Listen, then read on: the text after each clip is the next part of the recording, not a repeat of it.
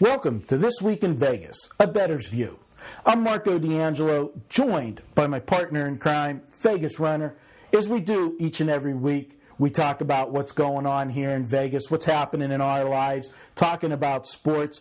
Now, we were absent last week because I was away. It was my honeymoon.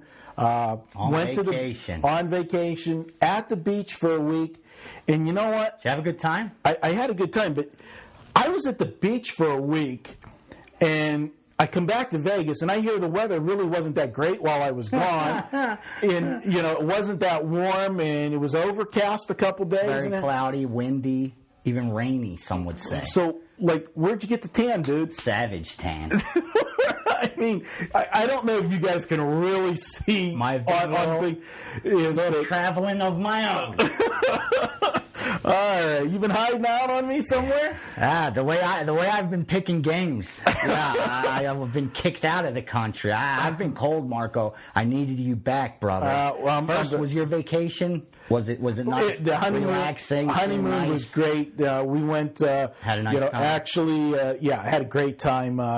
Funny thing, I actually put a thread up in the forums. Guess where Marco's at? Yeah. See, we gave $25 away, and I said it's really easy to think about it. And it was quick. Guys got it pinpointed pretty quick to what part of the country was, because, what I was doing is I was doing my handicapping early because I was on the East Coast. Sure. So, I was, up and I did the post early. So the first guy that come in is, he's somewhere on the East Coast because, I had an early thread, and they got it pinpointed to Florida, and they got it to Florida quick.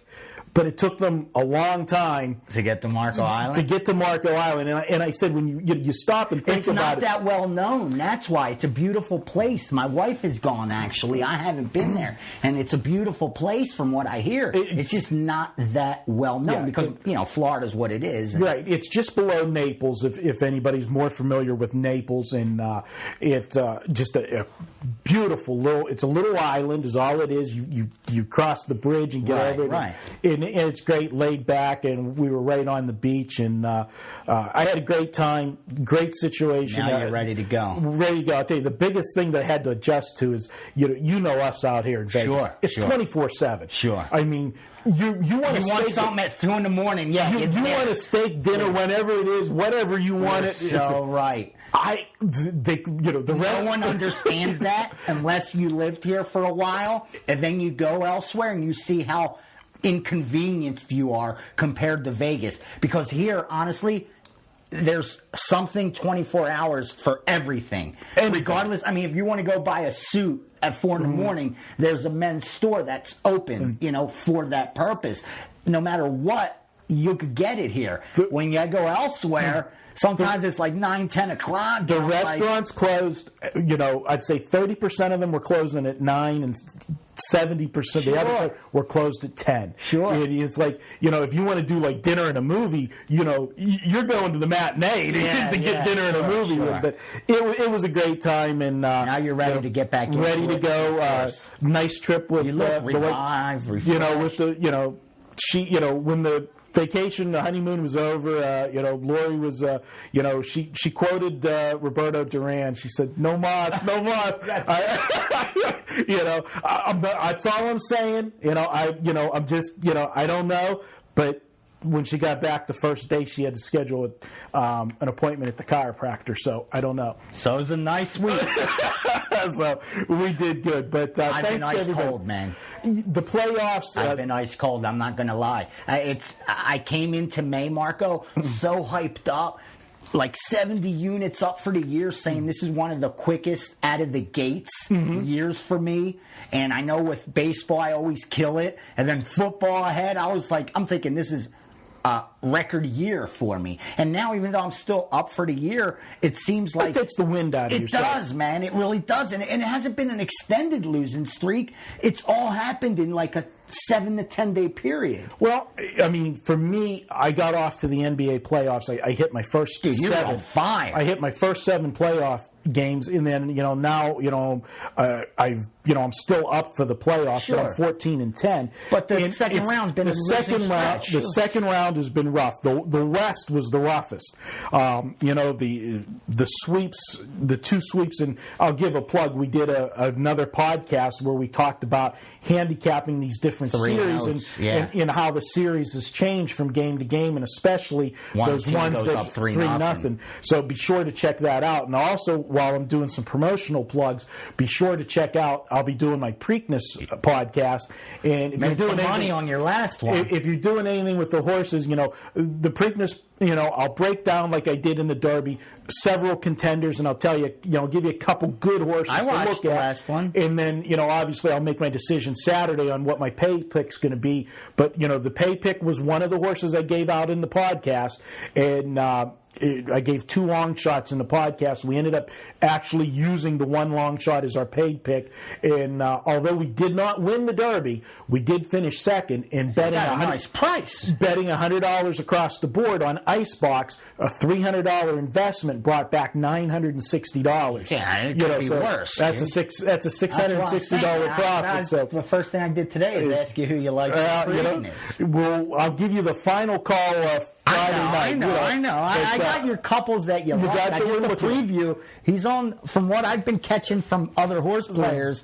Yeah. We're all over it. I'm like a flyer on what. He's all over it. He's all over So it. be sure to check that out. But back to the basketball. The second round, I'll be glad the second round in. Yeah, we're taping on. Let's get to these conference finals, baby. Yeah, we're taping on Thursday, so we don't know what the Eastern Conference Final is going to be yet. They're playing They're playing Game 6 tonight in Boston, and definitely, the Celtics have the edge. Have an edge. They got 2 games to win 1.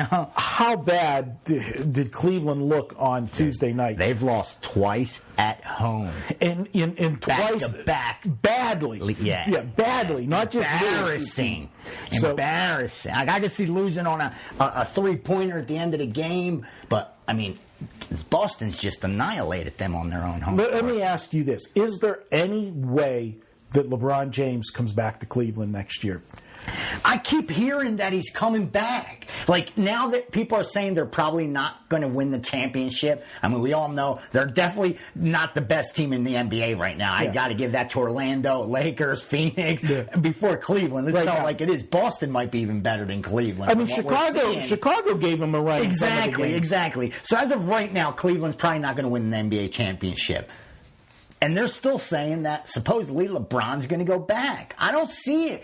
He's 25, Marco. He's so young. Like, the best part of his career is now ahead of him.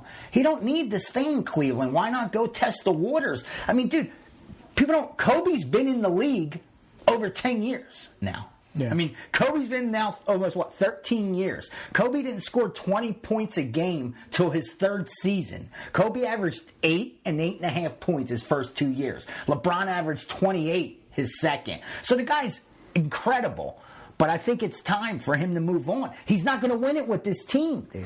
Yeah, it doesn't look good. We're in the final minutes, so I'll wrap this up. And what I saw, if you are that true leader, the true champion, the true passion, everything, no matter what the scoreboard says, you're out there on that floor giving everything you got. He don't have the killer instinct, dude. He's a nice guy, dude. He don't have that Kobe and Michael Jordan madness about him. As much as people might not like Kobe or might not like Jordan, when they got on the court, they're killers, dude. Yeah. They want to win. They want to annihilate you. They want to embarrass you, and they want to beat you. It just don't seem like LeBron has that killer instinct. He loves to play the game. He's as talented as anyone ever was that touched the basketball. But there's just that one side that's missing. Maybe he wasn't. Maybe the elbow's hurting more than we all know. He should have been raised in the ghetto, is what it is. To create a little more toughness in him. He don't have that killer instinct. I think has he had a privileged life and we don't know? Well, we'll see what happens here. I just hope, but he ain't tough. It just would be hard to swallow that was his last game in Cleveland, to go out that way in front of the home crowd. Just like Favre. Throwing to the wrong team. Hey, he's Vegas Runner. I'm Marco D'Angelo. This has been This Week in Vegas. We'll be back next week. Special teaser. We're not going to say what it is, but we've got a special guest lined up next week. And will I be Tanner?